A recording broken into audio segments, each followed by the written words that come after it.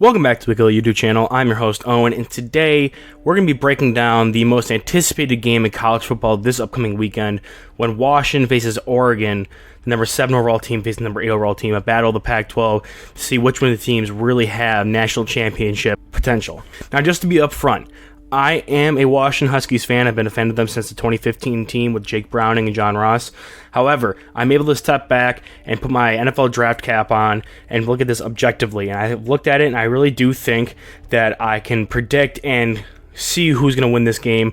And I'm going to tell you why I think that. I'm going to go through and I'm going to break down why I think each team could win and what they have to do to win, which will cover like all the team-based things like defense and running game and things like that. However, we all really know this game is being propped up as a battle of two potential first-round quarterbacks. And after doing the full scouting process on both these quarterbacks, I can say one of these guys I have a foot in the door on that. I am potentially seeing them as a late first-round kind of guy. The other one, the ship has sailed. I'm off that boat. You guys can ride that wagon all you want. So we're going to get in there, and we're going to break down who I think is going to win, why that is, and how these quarterbacks compare against each other. So first up, we're going to talk about Oregon. And Bo Nix is someone I am just out on entirely. I watched his tape ever since he came from Oregon. I went through and I watched the All-22, sat down for a few hours, really examined his games, and I ended up coming out with a late third-round grade on him. And I'll explain why that is in a second. But I think Oregon as a team is pretty good and has a chance to get here. Obviously, they're really good with where they're ranked. However, I do think that Washington can and probably should make this a game where you make Bo Nix beat you. Now, Oregon as a whole is nothing to sneeze at. They are the second overall total offense when looking at yards per game, and they are the 8th best running offense yards per game and 6th best defense overall with yards per play as a metric. So they're a good overall team. However, and I'm going to kind of spoil my pick here, I do think Washington can win, and this is how they can do it. When reviewing Bo Nix's film, and he's going to be really the catalyst, and you got to make him the catalyst. Reviewing his film, I remember watching back in Auburn and him being kind of this wild gunslinger, true freshman going out there and trying to play and compete in the SEC. And it was kind of a meme. Bo picks, he was doing too much. He actively lost his team games sometimes, as well as, making these miraculous plays to win the games.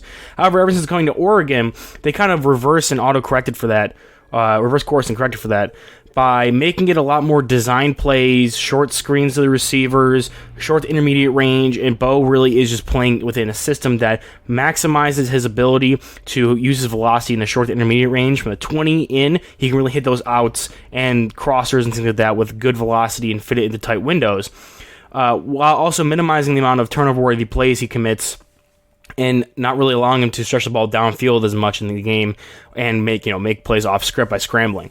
I do think they course correct a little too hard now, where he is an ultra-conservative quarterback who will scramble out and still dump it off to a little check down or the original screen pass or a curl kind of thing without really pushing the ball down the field. And I do think he has issues, reading a full defense when they have him do a traditional progression and then coming back and finding the check down on time. He does struggle with that, and which is why I'm kind of off of him as a quarterback prospect for the NFL, but that is a different conversation. For right now, when you're looking at him as a college quarterback, he gets the ball in the short to intermediate range. The Ducks have a good running game, and he is an athletic enough college quarterback to impact the game at this level. So I think you have to, if you're Washington, to win this game, come down there, play really aggressive, load the box, and press those receivers. Make sure they can't get any easy screen passes, can't establish the run game, and force Bo Nix to try to beat you deep. If I have to give up 1 or 2 big 40-yard plays in the game, so be it. I think I'd rather take that than a consistent offense that's running and wants to run the way they want to run. If I'm Washington and I'm coaching up that defense, I'm telling them we are giving them the meanest 5-yard headaches every time they want to throw the ball. Like, they're going to try to get off the line of scrimmage, and we're going to press the hell out of them. Maybe they beat us over the top, but hopefully we can, force Bo Nix into those kind of throws and try to make those deeper 30, 40-plus yard throws that I think he struggles with accuracy-wise and with the arm-wise. While he does have good velocity to short intermediate, his arm strength when it comes to throwing the ball a larger amount of distance while also staying accurate really isn't there. When it comes to the pass rush and the defensive line in general, we have to focus on the run stopping first because, again, like I said, Oregon has the 8th overall rushing offense. Bo Nix contributes to that, but obviously they have a more balanced offense than Washington does since their starting running back went down. If I'm the defensive line, I am containing and then squeezing. We're trying to make Bo Nix beat us with his arm down the field, We do not want to let him scramble. We don't want to rush upfield and give him easy scrambling lanes.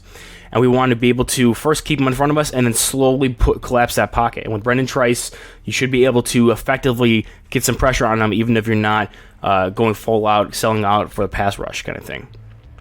So that's how I think Washington could beat Oregon. That's the game plan. Force Bo Nix into mistakes by making him throw downfield. Don't let the running game get started, and don't let him get any short, easy completions of screens and out routes and slants and things like that. Make them go 20, 25 yards on the field with deeper route combinations. Make them run these posts and have heavy play action, so that way Bo Nix is put into a situation where he isn't at his best. Now, when it comes to Oregon, how they can slow down Washington and win. Michael Penix is the guy, like I said before, I'm kind of there when it comes to the first-round hype. Like I said, I'm a UW fan, but I'm putting on my objective scouting hat for this. Michael Penix has a great arm. When you look at him, when you're looking at Michael Penix, what do you want, or what does he show you to makes you a first-round pick? He has a fantastic, phenomenal arm, one of the best arms in the class, arguably battling Joe Milton, Caleb Williams for the strongest arm.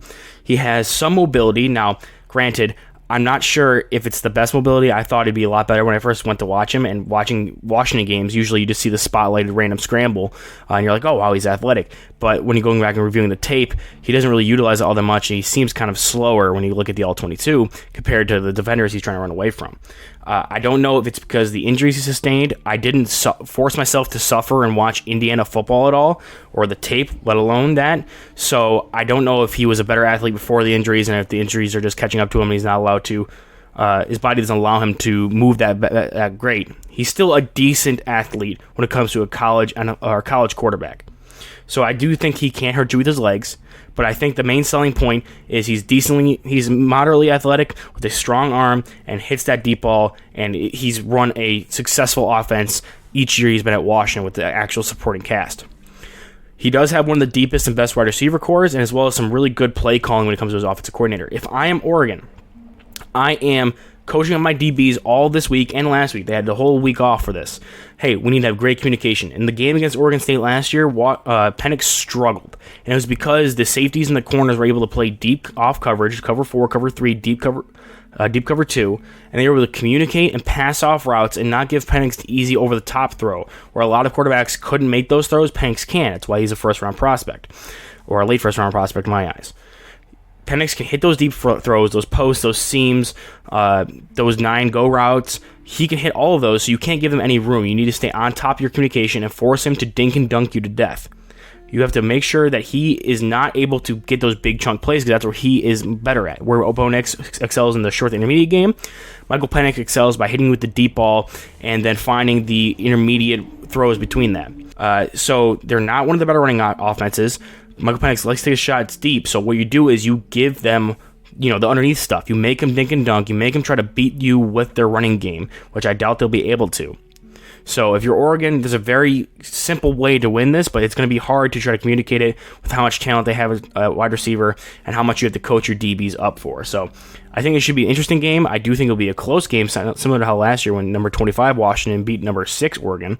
37-34. So I do think it'll be close, but I think Washington will come out with the win here, just because I feel as though making sure your DBs are all on the same page and not letting any of these wide receivers pop out for a good game and letting Michael Penix punish you like that is a lot harder to do than what Washington's adjustments need to be to force Bo Nix to be uncomfortable, which is just press the line of scrimmage, load the box, and dare them to beat you with the deep ball. So I have Washington in this. I actually put money on the Washington to cover the 3-point spread. What do you guys think about this Washington-Oregon game? Am I wrong? Am I misplaced in my evaluation here? If you are interested to hear more about me talking about quarterbacks, I'm going to have a podcast coming out soon where I'm talking about the top quarterbacks. Just got done reviewing all the consensus top quarterback film.